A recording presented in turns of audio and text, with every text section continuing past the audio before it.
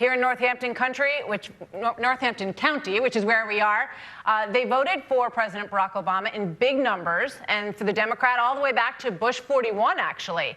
But it flipped the script in this county, and they voted for Donald Trump in 2016 by a shift of 9 points. And that's one of the reasons we are here. Senator Sanders is hoping to get those voters back in the blue column. According to all recent polls, he's leading among declared Democrat candidates. Ladies and gentlemen, Senator Bernie Sanders.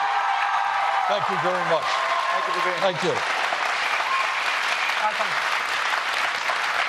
Senator, we want to start. We're going to get a lot of questions from the audience. Martha and I will follow up throughout. Let's start by getting right to our audience. Our first question is from Joe. He is a student from Allentown, PA. Joe, what's your question? Hey, Joe. Hi, Senator Sanders. Now that your tax returns have been released and you have been identified as a millionaire and in the top 1%, will you pay your fair share? And how do you plan to apply the policies that you have been talking about enforcing on top earners? Thank you, Senator Sanders. Well, I happen to believe, Joe, that we have an absurd tax system. And while millions of people today are paying actually more in taxes than they anticipated,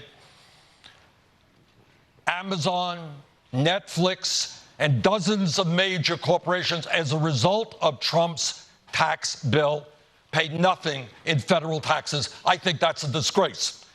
So today we announced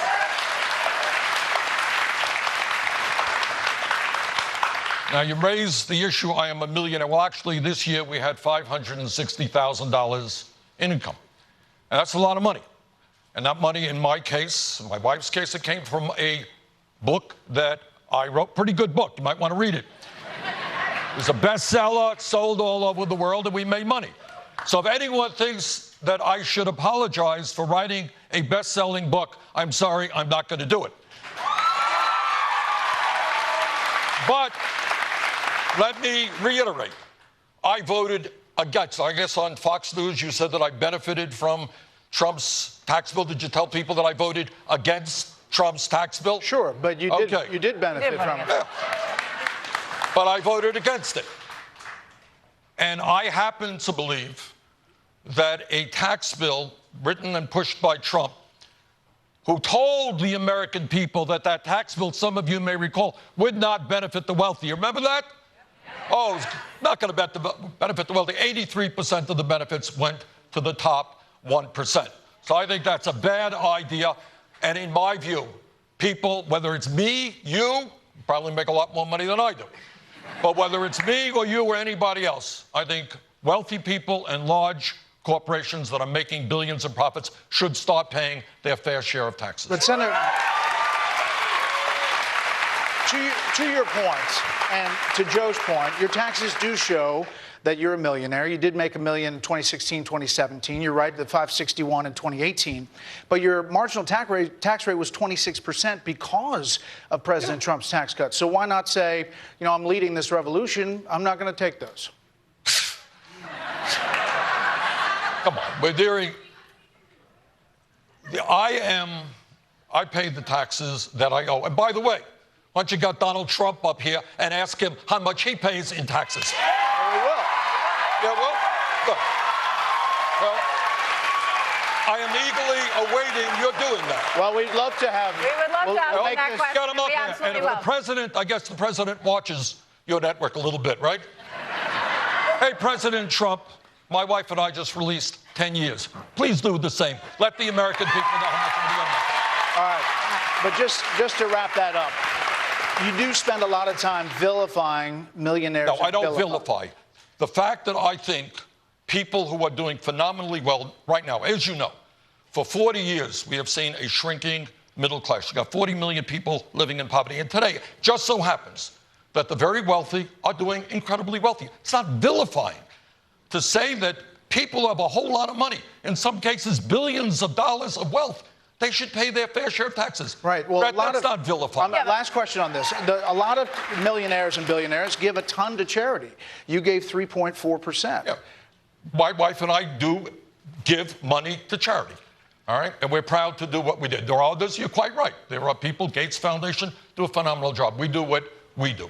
All right, I got a couple questions for you. So you've recommended a wealth tax, 70% wealth tax. No, actually, I didn't. That was 77%. No, I think another person. What's your number? What's my number? Well, I'll tell you what I think. I think that in order to make sure that elderly people do not continue to live in poverty, and you got 20% of elderly people trying to get by at $13,000 or $14,000 a year, I think we should raise that cap for people making $250,000 or more, so we can make sure that our parents can live out their lives in dignity. I'll tell you what else I think.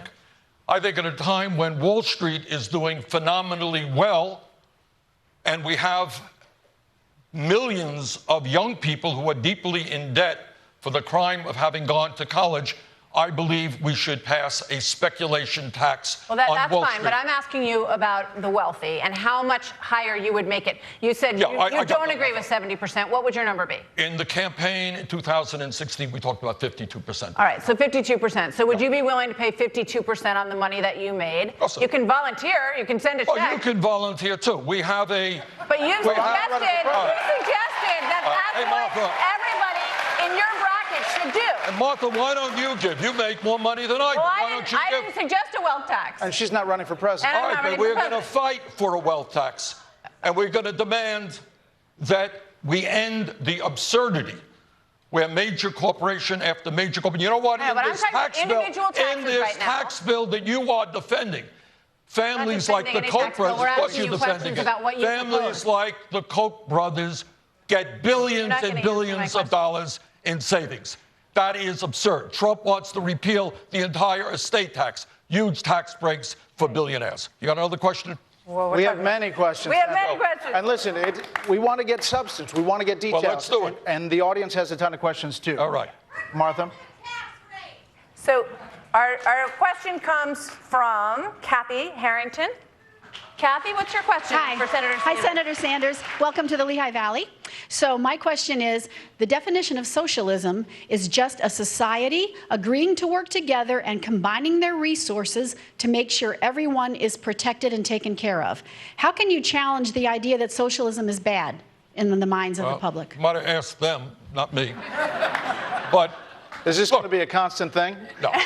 No, it will not. All right. All right. You ask me fair questions, I will give you fair answers. Thank you, sir. That's the deal.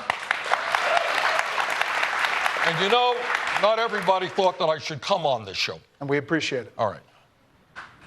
Your network does not necessarily have a great deal of respect in my world, but I thought it was important for me to be here and have a serious discussion about serious issues. Sally asked a good question. Thanks for that question, Sally. And let's talk about it. And I think it's an important issue, but it will come up. What is democratic socialism? Yeah. Fair question? Okay. So let's talk about it. Democratic socialism, to me, is creating a government and an economy and a society which works for all rather than just the top 1%. It means ending the absurd inequalities that exist today.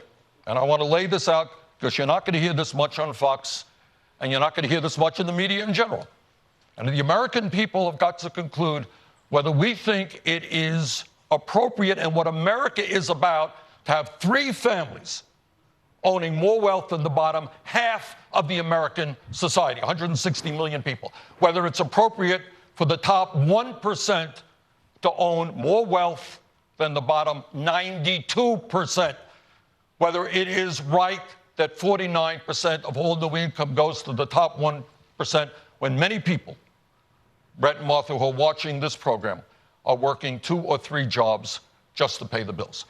So, first of all, we want to create a government that works for all of us, and we want to create a political system which is based on one person, one vote, not billionaires buying elections as a result of this disastrous Citizens United Supreme Court decision.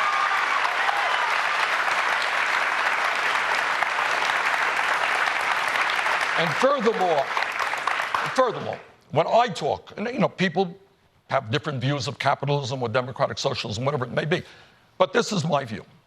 I believe that human beings, especially in a wealthy, democratic, civilized society like our own, are entitled to certain basic rights. So let me be very clear, and I'm sure we'll discuss it later in the show, Brett. I believe that health care is a human right, not a privilege. Okay? And I believe that there is something embarrassingly wrong when the United States of America is the only major country on earth not to guarantee health care to all people. I live 50 miles from the Canadian border. We're going to get in detail about Medicare. Right. So health care is a right. I believe that education, whether you're poor, whether you're rich, you have the you need. And that is why I believe we should make public colleges and universities tuition free. We're going to talk about all of this. Good. And we're going to try to talk about how you pay for it, which is a real question. Absolutely. But I just want to, back on the taxes briefly, you know, when you wrote the book and you made the money, Yeah. isn't that the definition of capitalism, the American dream? No. I mean, you know, what we want is a country where everybody has opportunity. You know, I have a college degree. Like, I'm a United States Senator. But a lot of people don't have a college degree. A lot of people are not United States Senators. I want everybody in this country to be able to have health care, to have education, to when they turn on the water, have drinkable water, not toxic water.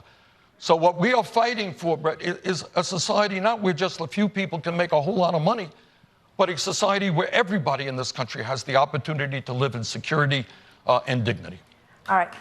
So this weekend, I want to talk a little bit about the field of Democratic candidates who are out there. This weekend, Pete Buttigieg, the mayor of South Bend, announced that he is also a candidate for the Democratic nomination. He's running, and here's what he said in South Bend. A moment like that calls for hopeful and audacious voices from communities like ours. And yes, it calls for a new generation of leadership in this country.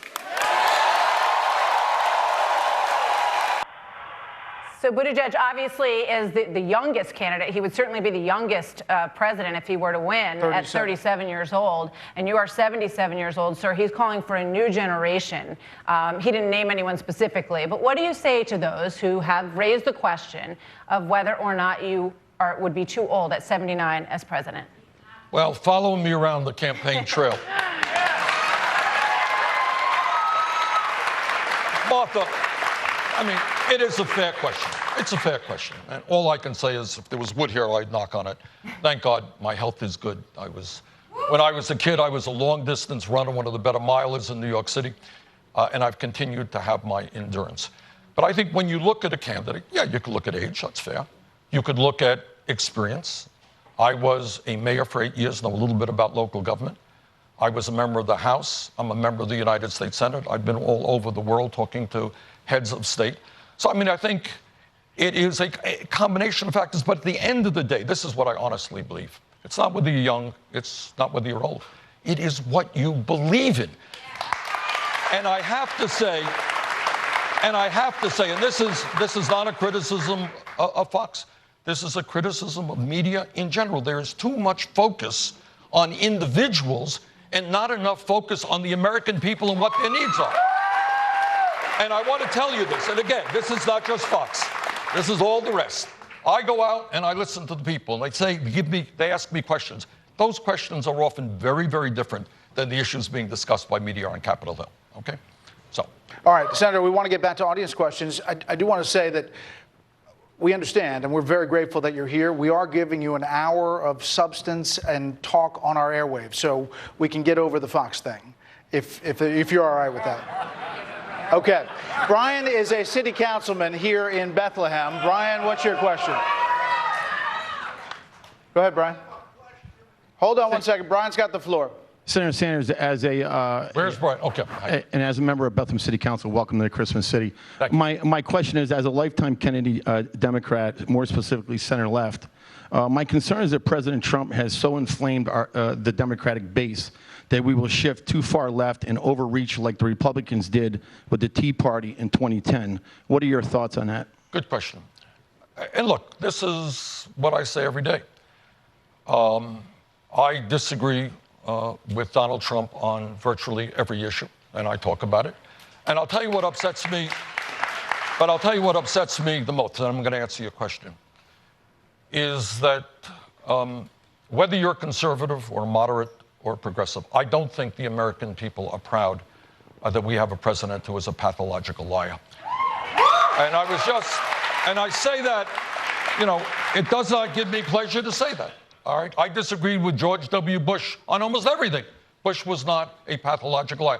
Trump cannot even tell the truth, even as to where his father was born. It's really that crazy. His father was born in New York. He claims he was born in Germany. But if you can't even tell the truth about where your father was born, it's hard to believe anything that he says. But to answer your question, look, if we spend all of our time attacking Trump, you know what? Democrats are going to lose. All right? Our job is to lay out a vision that makes sense to the working families of this country. And that's kind of what I'm trying to do. Over a 4-year period, and the video that you showed earlier, I think, captured that, we raised issues 4 years ago which were thought to be extreme and a little bit out there, but today they're accepted by the American people. So I think you talk to the people of Bethlehem and Burlington, Vermont, you say, what's on your mind? Well, you know what? Among other things, if you work 40 hours a week, people don't want to live in poverty. We've got to raise that minimum wage to a living wage.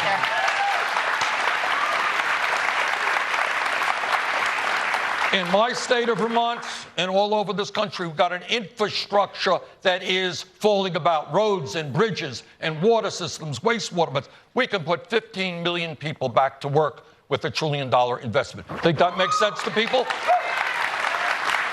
So I agree with you, all right? I mean, I think Trump is a dangerous president, but if all we do is focus on him, we lose. Our job is to develop an agenda that speaks to the needs of workers. When we do that, we're going to win, and win big. Senator, it looks like, nobody knows for sure, but it looks like Vice President Joe Biden is likely to get into the race. Are you worried that the DNC, if that, he would be a strong establishment candidate, he's obviously been around for a long time, are you worried that the DNC might put its finger on the scale again, the way that they did to you back in 2016 with Hillary Clinton? Well, you're right. We went through that in 2016. Yeah. And I think we have come a long way since then. So we speak to the DNC every week.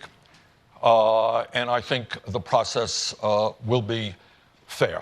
One of the important changes that we made, and we won, is, as you will recall, both of you recall, in the last time around, in 2016, Secretary Clinton had 500 superdelegates lined up behind her before the first vote was cast in Iowa. And that seemed to me pretty dumb and unfair. Well, that process has been changed. And I think that works well for everybody. But let me ask you, just because now the process is that in the next round, the superdelegates would come into play. And with so many candidates on the Democratic side, it's possible that somebody doesn't get 50%. Yeah. Are you concerned about it? Are you talking to the DNC about that? Well, that's what the rule is. I mean, that's where we are right now. But you're right. I would hope that the Democratic Party understands what they did some years ago. And that is, what we want to hear from is not political insiders and campaign contributors. You want to hear from ordinary people in Iowa and Pennsylvania, and they should determine who the next Democratic nominee will be. Okay, let's go to another question. Jordan is a student from Scotch Plains. He has the next question. Hi, Senator. Thank you so much for being here. My question is, why do you believe that the government can provide better health care than the private sector, and why should people who like their plans be forced to switch? Okay. First of all, let's be clear what we mean by Medicare for all. Okay? Medicare is a government-run program for seniors, which is widely popular and quite effective. In 1965, when Lyndon Johnson passed that bill, it was called by some Republicans socialism and everything else. But you go to the average senior and you say, how do you feel about Medicare?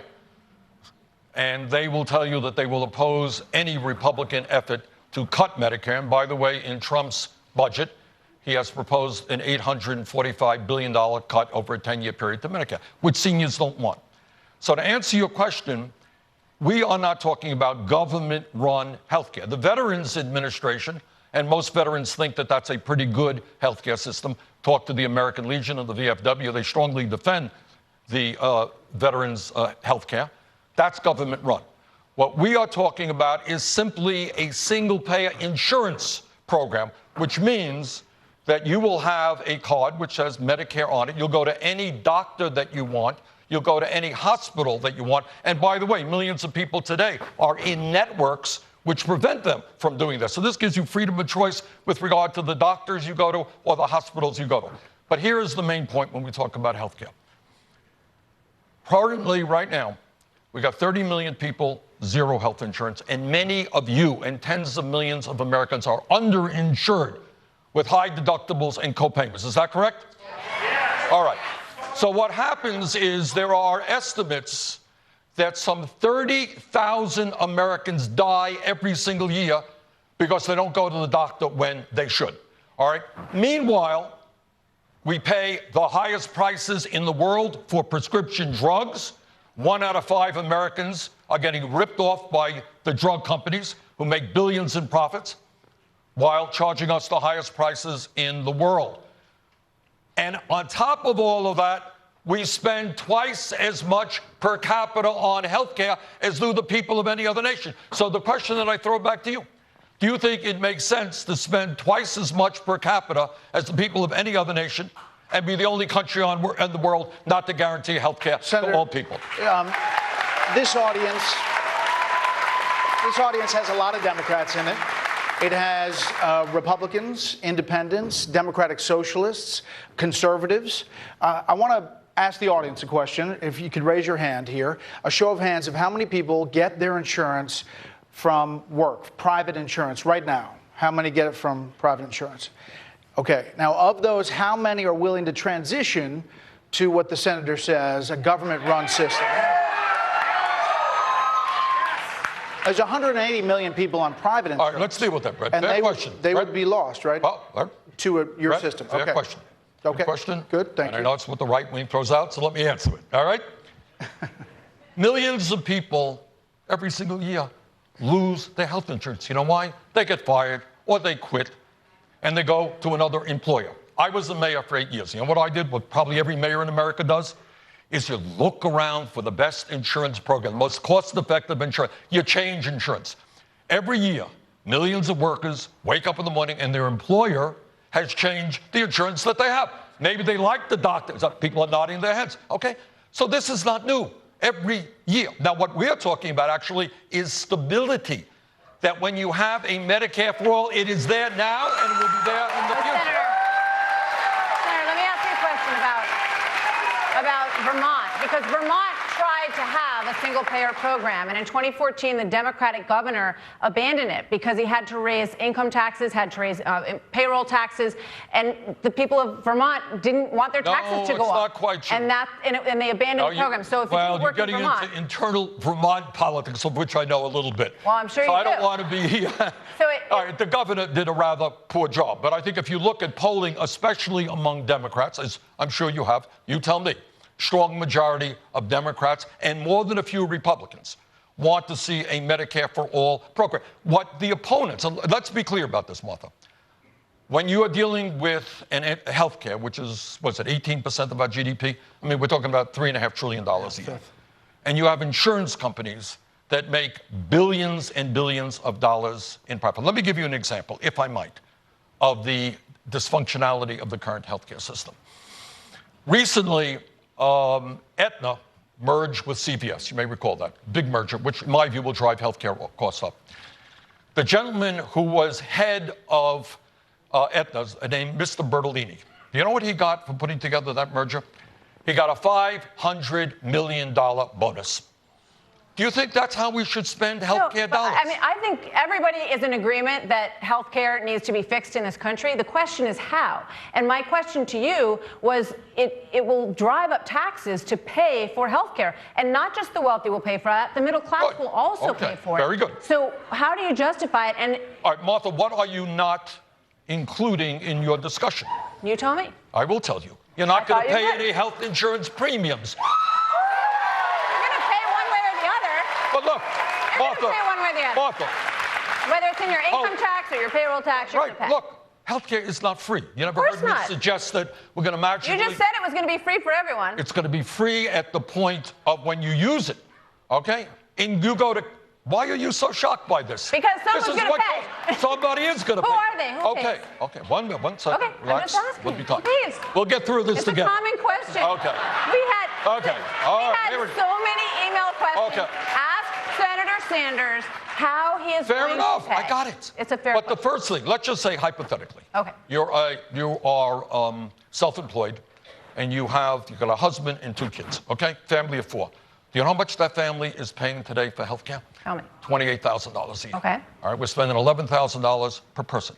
We are saying to that family of 4, you ain't going to pay that $28,000. You're not paying any more premiums. You're not paying any more co-payments. You're not paying any more deductibles. How's that? $28,000 you're not paying. But does that mean you're not going to pay something? Of course it does. You're going to pay more in taxes. And do members of Congress who now have gold-plated health insurance? No, we don't. Well, they have a special plan that's outside Obamacare. A different plan. You know, do members of Congress, are they going to do that transition as well? Damn right. Of course. Of course. Why would you suggest otherwise? But I want to make the point. I want to get back to the point that Martha raised. Look, healthcare costs money. Every other country, or virtually every country, does it in the same way we do education for our kids. Okay, when a kid walks into school, kid doesn't have to take out a credit card, right? It's paid for out of public funds. That's what most countries do. So if you're asking me, if your question is a fair question, are people going to pay more in taxes? Yes. But at the end of the day, the overwhelming majority of people are going to end up paying less for health care because they're not paying premiums, co-payments, and deductibles. We're going to get into many more specifics. Senator, thank you. Coming up, more of your questions for Senator Bernie Sanders, plus 2 of the issues that could end up really defining the race for the White House as we come back here to Bethlehem, Pennsylvania, and our town hall. Welcome back, everybody, to the Arts Quest Center that you just saw in Peter's great story there, the steel stacks in Bethlehem, Pennsylvania. We're back with our town hall with Senator Bernie Sanders. Let's take some more questions from our audience. All right, so we're going to go to Rodney. Rodney, are you out? Hi, Rodney. Hi. What's your question for Senator Sanders? Thank you. My question for Senator Sanders here is, how would you bring back jobs in industry like Bethlehem Steel that have been lost due to, in part, trade deals that don't favor the American working class? Hey, Rodney, that's a great question. You are looking at a former congressman and a senator who not only voted against NAFTA, walked the picket lines with union workers to see that, voted against CAFTA, voted against permanent normal trade relations with China, strongly opposed the Trans-Pacific Partnership. And why did I oppose all of these disastrous trade agreements? It was very clear to me that these agreements under Democratic and Republican leadership was written by multinational corporations to make these corporations even wealthier at the expense of the American worker. So let me suggest what is not a radical idea. American workers should not have to compete against desperate people around the world who are making $1 or $2 an hour. Now, I think we have a moral responsibility to lift up poor people around the world along with the rest of the wealthy countries. But you can do that without engaging in a race to the bottom. I have heard from, I've got a 100% lifetime pro-union voting work, and I'm very close to the unions. And I talk to union workers, and they say, our boss has said that if you don't take a pay cut, you don't take a cut in health care, we're going to move to Mexico, we're going to move to China, where people are prepared to work for almost nothing. So trade is a good thing, but we need a trade policy that works for working families and not just for the large corporations. All right, so you just saw in Peter Ducey's package there, people saying that they think the economy is doing pretty well here. So in Pennsylvania, you've got unemployment is down over the past couple of years. Wages are up 6.6%. So how do you convince those people in this area who I know you'd like to win over this time around that they should, sort of change horses and go with you when things are going well? Okay, well, that's a fair question, and let's look what's going on not only in the United States, around the world. I know Donald Trump will tell you that he is responsible for the relatively low unemployment which we currently experience. Well, guess what? In 2010, at the heart of the Wall Street crash, unemployment in America was 10%. You remember that? Yep. By the time Obama left office, it was 4.5%. Okay? So it's gone down. And in the last 2.5 years under Trump, it has gone down again. Where are we at 3.5% now? That's good. Okay, but there's been a steady decline. Do you know what unemployment is in Germany now? 3.1%. In Japan, it's 2.8%. In the UK, it's a hair higher than us. In other words, the entire global economy, thank God, is bouncing back for the terrible, terrible Wall Street disaster that cost so many jobs and caused so much suffering in this country. Okay? And you said that has nothing to do with the Trump Certainly policy. not. What I'm suggesting to you is the facts are very clear, is that in Japan, in Germany, United Kingdom, all over the world, thank God, it's a good thing, the global economy is coming back and unemployment is relatively low. Now, I know Trump will give a slightly different spin on it. But in the midst of all of this, in the current economy today, while unemployment is low, and we're all delighted by that, what you have is that most of the new income in wealth continues to go to the very, very wealthy. You have a situation now where 7 million more people lack health insurance that used to have it. And you still have a situation where in states all over this country, and it's hard for me to believe this, but it's true, you got people still working for $7.50, $8 an hour because Trump and Republicans refused to raise the minimum wage to a living wage. So, to answer your question, the economy today is good, thank God, but you got tens of millions of workers still struggling to put food on the table, and we've got to address their needs as part of the debate. Let me ask you just quickly, if you raise taxes on corporations, which I know you weren't happy with the tax cuts for corporations, aren't you afraid that that is going to chill employment, that those companies are going to say, you know what, we have 100 employees, we could do it with 50. We can do it with 60. We're not going to pay these higher taxes. We're not going to, isn't that a concern? If you want to defend, I think we look at the world a little bit differently, but if you want to defend a tax system in which Amazon, owned by the wealthiest person in this country, pays zero in federal taxes. I don't think anybody thinks that's fair. Okay, good. But I'm saying if you raise taxes on companies, small businesses across the country, well, are you worried that they will employ fewer people? Tax policy is complicated, and you got to do it right. You didn't hear me say we're going to raise taxes on small business, did you? What we are talking about is raising taxes on large, profitable corporations and on the wealthiest people in this country, and I think that is just. Senator, you look at the list, you're for the Green New Deal and different policies within it, but you're for it generally. We talked about Medicare for all. Can we talk about... yeah, we will. Free college tuition. Yep. You have an infrastructure plan. Yep. We have a shot of the current national debt clock. It stands at more than $22 trillion tonight, and as we're talking here, it is ticking up. You've talked about ways to pay for your plans, but there is a lot of doubt that your plans might actually speed up that clock dramatically. So when you look at that, do you not care about that anymore? I think you're asking the wrong guy. Maybe it's the president you might want to ask. Brett, in all due respect, sure. Trump gave $1.5 trillion tax break to the top 1% and large profitable corporations. And I find it so ironic that my Republican colleagues in the Senate who talk all the time about the debt, they don't have a word to say about that. No, okay. We've done many stories about it. Okay, that's not a criticism, but what I am saying is that I'm asking you. Yeah, we in fact, I am concerned about the debt. That's a legitimate concern. Every American should be concerned about it. That's not something we should be leaving to our kids and our grandchildren. But we pay for what we are proposing.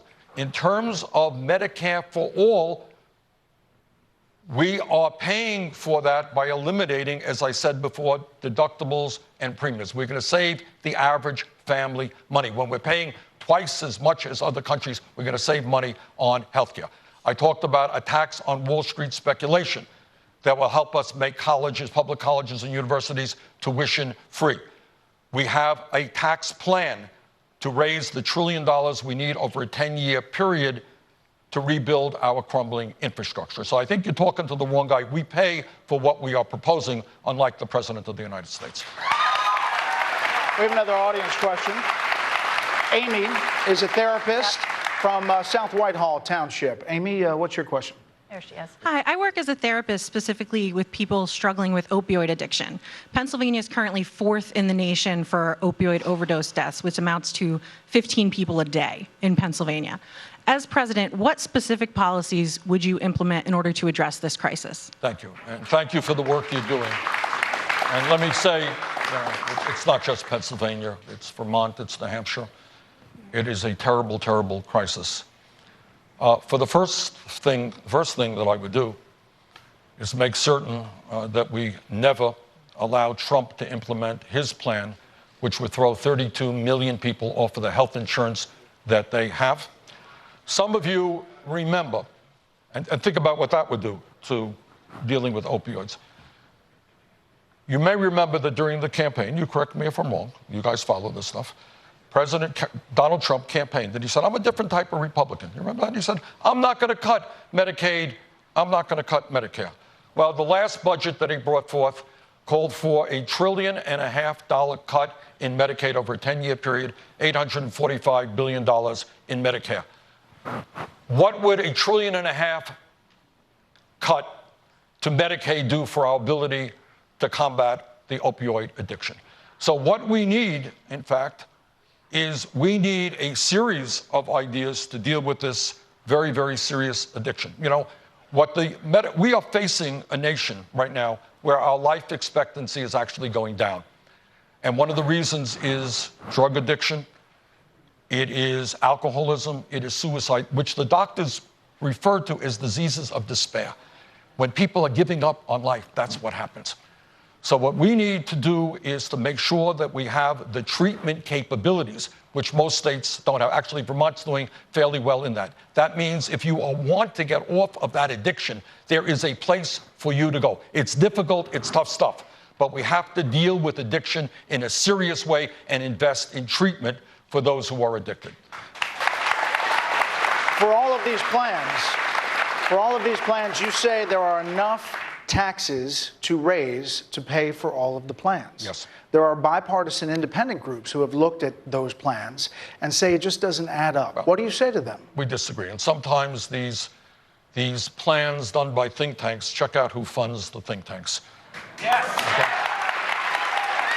Look, Brett, here is the issue that we have to deal with. Let me just bring it down to a human level.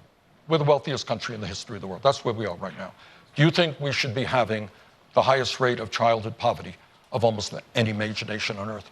We got some moms here who are spending $15,000, $20,000 a year trying to find quality child care for their kids.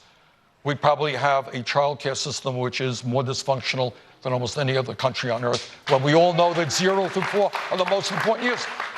You got hundreds of thousands of bright young people in America today, the wealthiest country in the world. They can't afford to go to college. And you got 40 million people struggling with student debt. You really think that we cannot do better as a nation? And on top of that, you got a handful of people who own more wealth than the bottom half of the American society. Now, I understand that we're taking on corporate America, we're taking on the Republicans, we're taking on the Democratic establishment, taking on the drug companies, taking on the insurance companies, taking on the military-industrial complex. You know what? Okay. It ain't easy. I know that. But I think what the American people know, the American people, I think, are ready to deal with justice in America. That's what we're fighting for. And that's economic justice, social justice, environmental justice, racial justice. Questions about, sorry, Martha, okay. We want to get to some questions about immigration. Oh, sorry, immigration. Immigration. Yeah. And let's talk a little bit about the border. The president, as you know, has said that the capacity for the asylum seekers that were full at the border in terms of housing and it's overflowing, yes. It's a bad, untenable situation right now. He has suggested, and it's been very controversial over the past few days, sending some of those people to sanctuary cities, which have said in the past that they have opened doors for immigrants, So where do the overflow that we have no capacity for, where do you think they should go? Where should they be sent? First thought, I mean, this president Now, let me get into this, friend. Look, I talked enough about it. But we have a problem at the border, a serious problem. And what is the problem?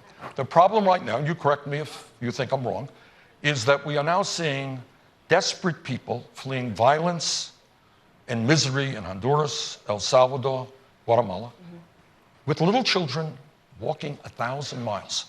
They're not trying to sneak in, correct me if I'm wrong, they're going up and they say, we want asylum, because I don't want my little girl to grow up, to be treated horribly by gangs, okay? Now, you're right, there are a whole lot of people. So what do we need to do? We need sensible immigration reform, which includes, among other things, getting hundreds of new judges, because the system is now overflowing, who can deal with these issues. You're coming into the country, are you really fleeing violence, or is another reason? Right. Okay, so you need to have many, many more judges to expedite the process.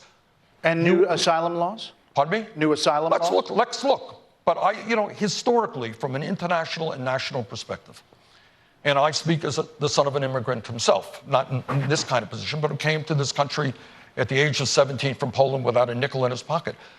Internationally, what the world has said is that if you are fleeing violence, if your life is in danger, that other countries should welcome you in. But we need real comprehensive immigration reform.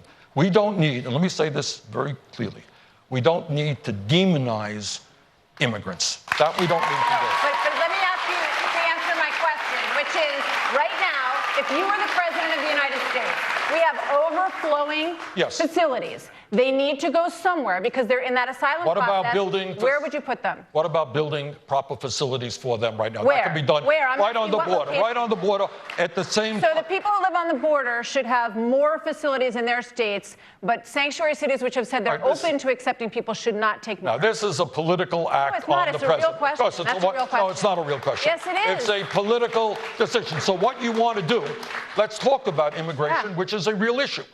Okay, first of all, instead of demonizing immigrants, well, I'm saying you are, but we have a president who certainly does every single day.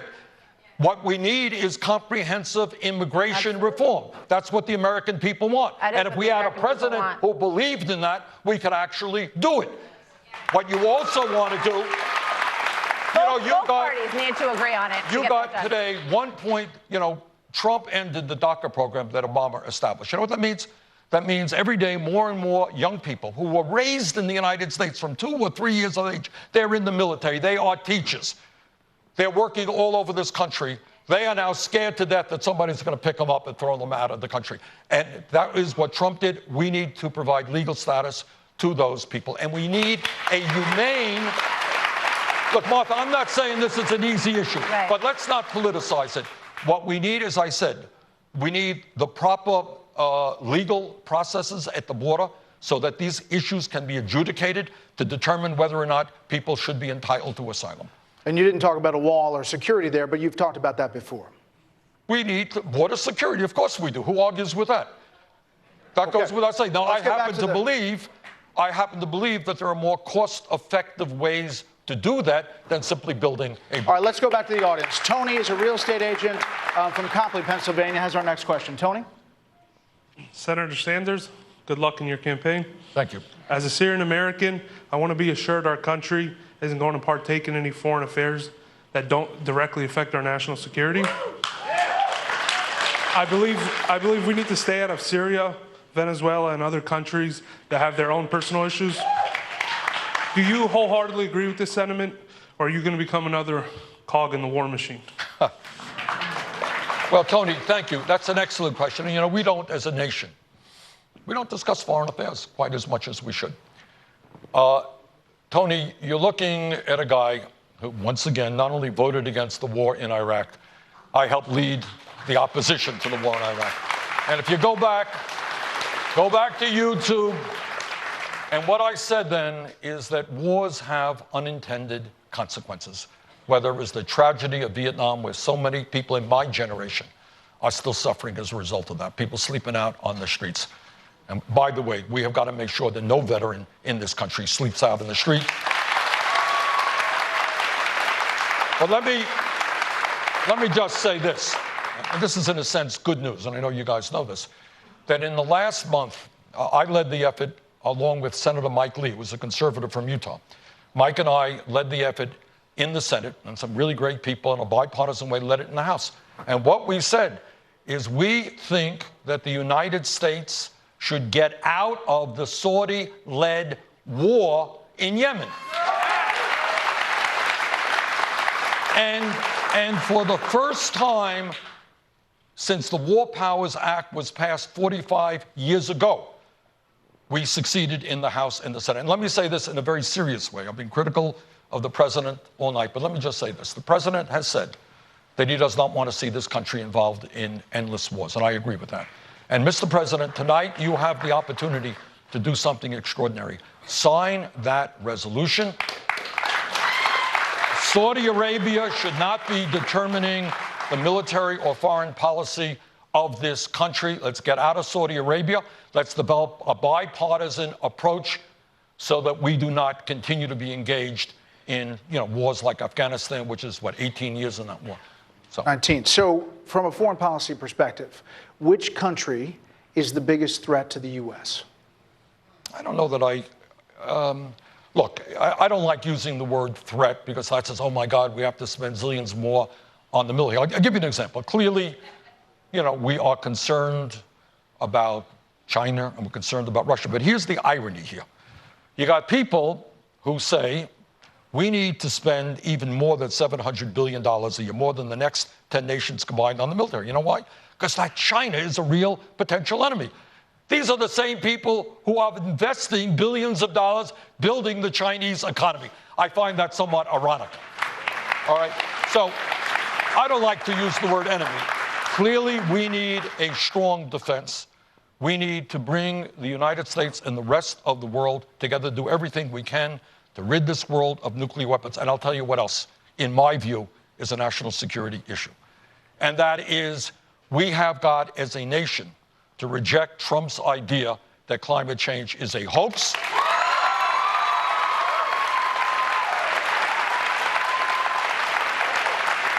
And, I'm sure you're familiar with the scientific reports that tell us that we have all of 12 years to significantly cut carbon emissions, or else there will be irreparable damage to the United States and countries all over the world. So we have a moral responsibility, in my view, to transform our energy system and leave this planet healthy and habitable for our children and our grandchildren. And by the way, when we do that, we create millions of good paying jobs. Let me ask you one, because you brought up the question of emissions, and just one quick question for you on emissions. So you think we should eliminate nuclear power, which I know they did in Vermont, sure. But it ended up actually moving your emissions higher by 16% in Vermont because nuclear doesn't have any emissions. Honestly, I don't think that that's correct. I think we are moving. I can show you where I can tell you that in my city, against nuclear? in my city, in Burlington, Vermont, which is the largest city in the state of Vermont, I believe that all of our energy is now renewable. That's something I started way back when I was mayor. Right. And other cities are doing the same. But Martha, here is the point. Here is the point. Yeah, I happen to believe, I do believe we should phase out, not eliminate it tomorrow. Yeah. We should phase out nuclear power plants. But here is the main point. The main point is that if we do not combat climate change, I fear very much the kind of world that we're leaving to our kids in terms of more drought, more flooding, more extreme weather disturbances, more rising ocean levels.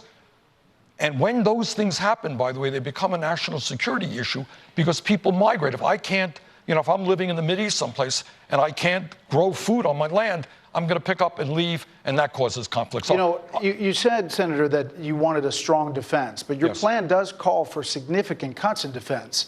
Would that send a message to the rest of the world that we are weaker? No. We are now spending, Brett, we're spending, more than the next 10 nations combined, including many of our allies. We're now spending over $700 billion a year on defense. So we need a strong defense. But I will also tell you this. We have a Pentagon, and there are some Republicans. Mike Enzig, I'm the ranking member of the Budget Committee. Mike is the chairman of it. And Mike, I think, and I are in agreement on this. He's a conservative Republican, that there's something wrong when the Pentagon is the only major agency of government that has not undertaken or completed a major audit. And there are very few people who doubt that there's a massive amount of waste and overruns. You remember John McCain. Late John McCain would talk about the incredible cost overruns with existing in the Pentagon. So we do need a strong defense, and I support a strong defense, but I don't support, waste and profiteering within the military-industrial complex. So we're going to do a quick lightning round, if you would. what? A lightning round. We would try to do about 15-second answers. Oh, I hate this. All right. All right. So the first one is a very serious question. You said yesterday, I watched your rally in Pittsburgh, that no one should tell a woman what to do with her own body. With regard to abortion, with regard to abortion, do you believe that a woman should be able to terminate a pregnancy up until the moment of birth? Look, I think that happens very, very rarely, and I think this is being made into a political issue. Okay? So I think it's rare, it's being made into a political issue, but at the end of the day, I believe that the decision over abortion belongs to a woman and a physician, not the federal government, not the state government, and not the local government. Senator, you are looking to become the first Jewish president. Yes. You're also a staunch supporter of Congresswoman Ilhan Omar, who even... Hold it. No. I've talked to Ilhan about twice in my life, so... But you've tweeted support. But this is what I do support. I support a Muslim member of Congress not to be attacked every single day in outrageous racist remarks. Sure. My question is that even some fellow Democrats had some problems, have accused her of using language kind of associated with anti-Semitism. Can you understand why some Jewish Americans would have a problem with some of that? Yeah, I can understand that. I think that is not quite right, and I think that Ilana's got to do maybe a better job in speaking to the Jewish community. But if your question to me is, do I think she is anti-Semitic? No, I don't. No, it's not her. I'm saying in the thread in the I can understand. Democratic But Party. here is the point also. I'm Jewish. My father's family was devastated by Hitler. So this is an issue of some sensitivity to me. So I will do everything in my power, and I hope that every member of Congress will fight not only anti-Semitism, but racism and anti-Muslim activity so that we create a non-discriminatory society. But it is not anti-Semitic to be critical of a right-wing government in Israel. That is not anti-Semitic, okay? Do you believe do you believe that murderers and rapists or thieves or child molesters should have the right to vote from prison? Good question. All right, this is in my state. I recently researched this. It turns out that in our Constitution in the state of Vermont, for hundreds of years, everybody has the right to vote, okay? So I think you make this division. If somebody does something terrible, they're a rapist, they're a murderer, we send them away. Sometimes we send them away from life. But I also think that integral to who we are as Americans, no matter what kind of terrible things you did, you're paying the price. Maybe you're in jail for the rest of your life, but you have the right to vote. All right, and I'll tell you why. One of the things that upsets me very much is we have cowardly Republican governors who are working overtime to suppress the vote, to make it harder for people of color, for poor people, for young people to vote. So once you start and say, you committed a crime, you can't vote. Or you did this, you can't vote. You did that, you can't vote. I don't like that. Every American 18 of age of older who's a citizen in this country has the right to vote. No matter their tribe. Couldn't they say the same thing about you, that you just want felons to vote because it will be better for you? Oh, come on. I mean, they could say the same thing, right? And you have done a scientific study to determine that. No, I'm just saying that everybody wants to, encourage voters and discourage voters depending on where they sit, I guess. One of the political problems that we're facing right now is the effort to deny people the right to vote. And look, I have run for office many times in Vermont. Sometimes I've lost, sometimes I've won. But I don't stay up nights trying to figure out how I can keep people from voting because they might vote against. All right, two more quick things, very quickly. We've been told that the redacted Mueller report, the redacted version of the Mueller report, is coming out Thursday. Right. You don't talk a lot about the special counsel investigation on the campaign trail. Right. Why? Well, because everybody else is talking about it. You know, look, it is what it is. It's coming out, I think, to the extent that as much of it as can be made public legally should be made public. I think the American people have a right to know what's in the report, period. All right, I want to one question about somebody who may run against you. Do you think that Joe Biden is a progressive? Look, Joe is somebody who I have known for many, many years. Joe is a friend of mine. And by the way, I hope very much that in the Democratic primary, we got a lot of good people, many of them personal friends of mine, that we have a debate about the issues and not about personality. So, Joe is a friend of mine. That's all I'll tell you. Do you think he's a progressive, though? He says he's a progressive. You see, you're trying to do that. No, I'm not going to fall for that. Joe is a friend. He will give his point of view. Okay. I give mine. Let the people decide. So, of the 20 potential Democratic candidates, do you have one that you think will be the toughest challenger to you? I have no idea. Today there was a poll that had us in the lead. Tomorrow we'll be in 18th place. Who knows what goes on? We'll just do the best that we can. All I can tell you, what I am proud of, is in our campaign, media paid attention to the money we raised good. More important to me, we have over 1 million people who have signed up to volunteer in the campaign. All right, Senator. We're going to give you the floor here for a closing statement. Oh, thank you very much. Yeah, we want to give you a chance to give a closing statement. We're going to give him a floor for a closing statement here. All right, well, thank you very much. And I hope I wasn't too hard on you. That's all right. We can take it. All right. All right, look, thank you all very much for being here. And thank everybody for watching. Just a couple of points. I think sometimes the divisions in this country get a little bit too hot. Okay, at the end of the day, we are all Americans who love this country. And I also think, and the media plays not a good role in this, and again, not just Fox, is we have a lot more in common than most people think we do. All right, poll after poll. Should we raise the minimum wage to a living wage? Yes. Should we rebuild our crumbling infrastructure? Yes. Should we make sure that our veterans get the health care that they have earned? Yes. All right. Should we make sure that we do not cut Social Security or Medicare or Medicaid? Should we give huge tax breaks to billionaires? You know, that's how most people feel. So I hope, look, I'm looking forward to a good campaign. And the last point that I want to make, and I thank Fox, for the opportunity of being here, and that is, I want to see our country have the highest voter turnout in the industrialized world, not one of the lowest. So no matter what your views are, get involved in the political process, stand up and fight to make this a better country. Thank you all very much. Thank you, Senator Sanders. Thank you very much. And thank you to our audience here in Bethlehem, Pennsylvania. Had some great questions. I'll be back tomorrow, 6 p.m. for a special report from Washington.